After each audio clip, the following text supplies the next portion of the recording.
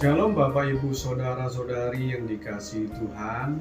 Kembali kita bertemu dalam program Sate Penyu, Saat Teduh bersama Penyuluh Bimas Kristen Kepulauan Bangka Belitung. Bersama saya Agus Hartanto, Penyuluh non-PNS wilayah Bangka Indo. Namun sebelumnya kita menerima firman Tuhan, marilah kita berdoa. Terima kasih Tuhan, terima kasih. Kalau sampai hari ini kami boleh menikmati berkat-berkat-Mu Tuhan, itu semua karena Engkau mengasihi kami ya Bapa. Dan kalau malam hari ini kami boleh mendengarkan firman-Mu, kiranya firman-Mu boleh menguatkan kami, dan kami akan mengaplikasikan firman-Mu di dalam kehidupan kami sehari-hari Tuhan. Terima kasih. Kami siap mendengarkan firman-Mu hanya di dalam nama Yesus. Haleluya. Amin. Bacaan kita pada malam hari ini dari 1 Samuel 16 ayat yang ke-7. Saya bacakan demikian. Tetapi berfirmanlah Tuhan kepada Samuel, janganlah pandang parasnya atau perawakan yang tinggi, sebab aku telah menolaknya. Bukan yang dilihat manusia yang dilihat Allah, manusia melihat apa yang di depan mata, tetapi Tuhan melihat hati. Khotbah saya malam hari ini saya berikan judul Menarik Perhatian Tuhan. Menarik, kata menarik sinonimnya adalah memikat, menawan, memukau, mempesona atau menarik. Nah, namun sebelumnya kita perlu tahu apa cerita, apa kejadian sebelum Samuel bertemu di rumah Isai. Seorang Raja Saul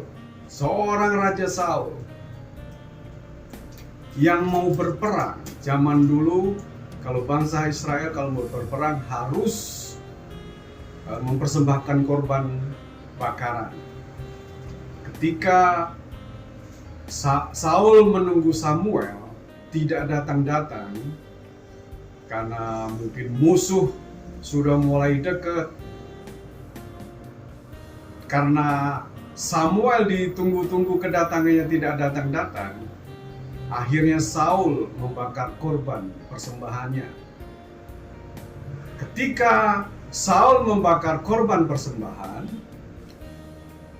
Samuel datang dan menegur Saul, ini kan tugas saya, kenapa engkau yang mengambil alih? Nah, ketika itu juga Tuhan menolak Saul. Dan Tuhan berkata kepada Samuel, aku sudah mempersiapkan raja baru. Samuel yang harus mengurapinya. Kalau kita baca di dalam 1 Samuel 16 ayat yang ke-6, ketika mereka itu masuk dan Samuel melihat Eliab, lalu pikirnya sungguh di hadapan Tuhan sekarang berdiri yang diurapinya. Ketika Tuhan menyuruh Samuel untuk menemui Isai agar supaya Samuel bisa bertemu dengan raja yang baru, raja yang harus ia urapi. Tuhan cuma memberikan clue, dia adalah orang yang berkenan di hadapan saya, dan dia adalah anak Isai. Nah, di dalam ayat yang ke-6, ketika mereka itu masuk, ketika mereka itu adalah anak-anak daripada Isai. Di situ ada Eliab, Abinadab, dan Syama. Ada 7 saudara daripada Daud. Nah, lalu ketika itu Samuel berpikir bahwa saya sungguh ketika dia melihat Eliab, sungguh di hadapan Tuhan sekarang berdiri yang diurapinya. Nah, kita tidak tahu pandangan Samuel mengenai Elia. Padahal di dalam ayat yang ke-7, Tuhan berfirman, janganlah pandang parasnya atau perawakan yang tinggi. Tuhan berkata kepada Samuel, jangan memandang perawakannya, jangan memandang kegantengannya, jangan memandang tingginya, jangan memandang gagahnya. Sebab di dalam ayat yang ke-7, bukan yang dilihat manusia yang dilihat Allah. Manusia melihat apa yang di depan mata, tetapi Tuhan melihat hati.